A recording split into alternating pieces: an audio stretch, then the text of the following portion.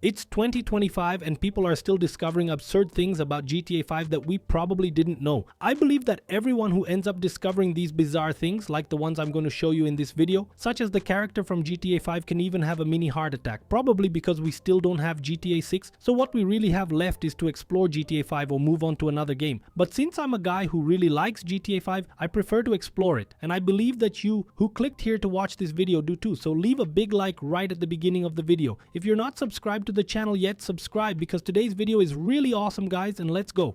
The first thing I'm going to show you guys here, man, I really didn't know. In front of the IAA building, which is the intelligence agency in the game in the Rockstar universe, there is an eagle, and around the eagle there is a symbol that, man, is a clear reference to the flag of the United States. But looking from above, because it's round, it really resembles Captain America's shield, and man, I've never even seen anyone talking about it. I don't know if it's an intentional reference or if it just ended up looking similar because of the colors of the United States inside a circle. Second thing, this here is a really cool detail from Rockstar that I only noticed now in GTA 5 on the PS5, and it goes like this. I don't know if you guys have noticed, but when you blow up a vehicle, the vehicle explodes twice. Like when you shoot with an RPG, the vehicle will explode twice in a row. And this became more visible now in the PS5 version since there's a really cool effect around the explosion. And what happens? I did some research to understand more or less what this second explosion that only happens in cars is, okay? Because if you blow up a helicopter, it won't have the same effect. And here's the thing, guys, the double explosion refers to the first explosion being the vehicle, and the second explosion is from the vehicle's gas tank, meaning a very realistic detail that Rockstar ended up putting in GTA 5, and this detail has been there since the first version of the game. The difference is that now in the PS5 version, due to a new effect on explosions and the 60 FPS, this double explosion is much more visible. Let's move on to the next one. Going from extreme realism to a pretty ugly bug in the game. There's a bug that goes like this, guys. If you throw a sticky bomb on top of a convertible vehicle and then open the convertible top, the bomb will literally float there. Look at how bizarre that is. I'll do it right here. I'll even show you this while I show it to you. And look, guys, look at this crazy thing. You open it up and the sticky bomb keeps floating, and that's not the worst part. When you shoot at these bombs, they explode and the vehicle goes up really high, guys, really high. It's like a bug for real. Just take a look at this explosion of this thing. It's going to go up way too high. I don't know if it's because of this vehicle I chose or if it's necessarily because of the bug with the convertible car's top, but it's really cool to see.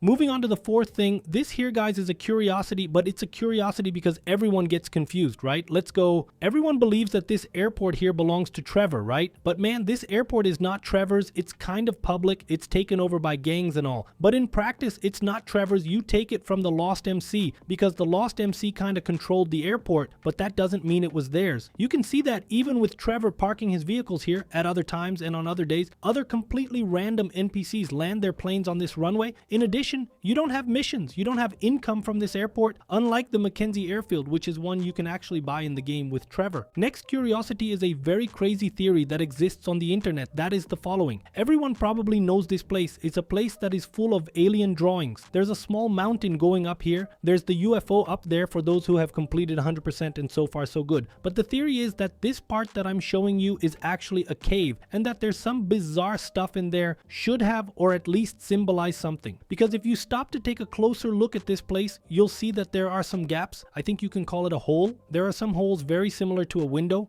After seeing this theory, I kept looking closely and paying attention, and man, really when you get close to take a good look, it really looks like there are people. As if there were people inside, you know? But in fact, I didn't find anyone. And another detail is that only this part that is like this on the other side of that other small mountain has no opening similar to a window. I even explored with Trevor, ran around and tried different things to see if I found a possible entrance, even if it was just an inaccessible door or an entrance, but I found nothing. It's a really cool theory, but unfortunately it's not real. But anyway, now moving on to the next, guys, here's the deal. Anyone who pays the slightest attention to GTA 5 knows that Michael is a bit chubby in the game and his stamina is very low, although it does improve throughout the game. But at the beginning of the game, it's very low, and what happens, guys, when you run, especially at the beginning of the game, with Michael for a very long period of time without stopping, his health bar will start to deplete until eventually he will have a mini heart attack. He will fall to the ground. Sometimes he just stumbles. Other times he will kneel down and put his hand on his heart or on the ground. It really looks like like a heart attack, a really bizarre thing. And I didn't know this happened, but if you keep running non-stop with the characters, that's what ends up happening. Important detail, this can also happen with Franklin and Trevor. I tested it with Franklin, but man, for it to happen with Franklin, you have to run, I think, the whole map of Los Santos. I was running for about 10 minutes. With Michael, not so much. With Michael, especially at the beginning of the game, it is visible that you start running with him and he already gets all sweaty. Besides getting all sweaty, he has a heart attack very easily since his health bar starts to decrease rapidly. And just to make it clear, this only works with the character running non-stop. Jumping doesn't work. Moving on to a pretty useless curiosity here, right? This one is kind of useless, it's just for you guys to know really. Did you know that when it's 7 o'clock in the evening, the lifeguard booth on the beach in Los Santos closes? I'm not exactly sure if it's a lifeguard, coast guard, I don't know. If you wait until 7 o'clock in the evening, the booth will close on its own. It will be kind of glitchy and all, but if you turn around and come back, it will simply appear as closed. The animation is kind of awkward, but there's just a useless curiosity for you. Next curiosity is as follows. If you go out with the same prostitute 3 times, she will start telling you about her past. I tested it out, so I went out with her once, and at the end of the service she said that you have to pick her up at the same location. And it's the same location all 3 times, and it has to always be the same girl. So I went back now to pick her up a second time and went out with her and did a service that at the end resulted in the same dialogue as the first time. Finding her a third time was difficult because the NPC stopped spawning in the same place. I had to pass by the same block about 30 times, going back and forth until she respawned, and I managed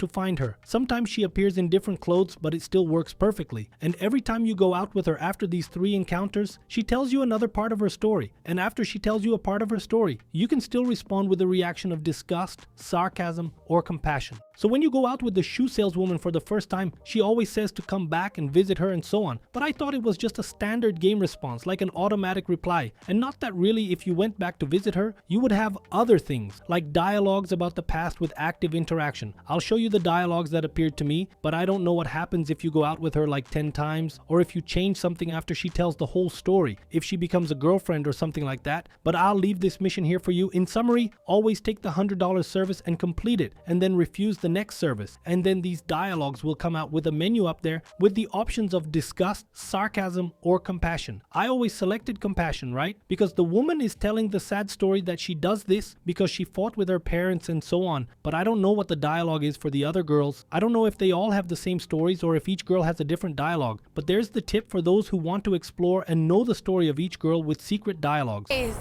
Oh baby, maybe you'd like some more. Well, sweet cheeks, you got what you paid for, and like anyone who's willing to pay, you only get what you bought. Oh my God.